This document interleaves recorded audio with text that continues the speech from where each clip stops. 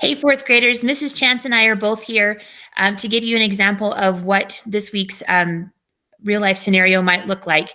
You have on your screen the 7 things that Jesus said while he was on the cross. He was on the cross about 3 hours. And being crucified was the most painful thing that you could do, the most painful way you could die. So to say anything would have taken a lot of energy. Your job is to tell us which of these 7 things, or what of the 7 things is important to you, and why. Um, so I'll go first. I think I'm going to pick the number 2. Jesus says to the thief next to him, in paraphrase form, I'll see you in heaven later on today, because that guy probably didn't believe in Jesus or believe in God his entire life. And he said at the very last minute, Jesus, I'm so sorry. And just like Jesus says for us as well, it doesn't matter when. Of course, it's better if we know Jesus our whole life, because that's what an amount of comfort. But it doesn't matter when. And Jesus said, I'll see you later in heaven today. And someday when I'm in heaven, I'm going to meet that guy. And I think that's going to be a pretty cool thing. Mrs. Chance, how about you? Thanks, Mrs. Bollinger. I think I'm probably would choose Luke 23, verse 34. Father, forgive them, for they know not what they do. So, what's happening here?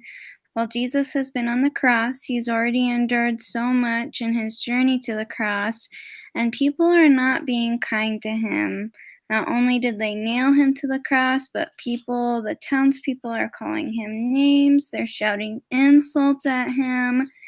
And Jesus, in everything he was experiencing, he could have just shouted them right back, but instead, he chose to ask God to forgive them, which I think is a really beautiful example that goes to show that that's exactly why Jesus was on the cross, to forgive us, and that he was on the cross for everyone, even the people that sent him to the cross, even the people that wanted him to be up there.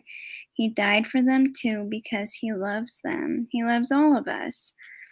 And I think it's a really beautiful reminder that we can show that same kind of forgiveness to those around us. And it's a reminder too that we need Jesus, and he knows that, and he wouldn't have gone through all of that if we didn't need him, and we do. And that's why he went through all of those things, because he loves us.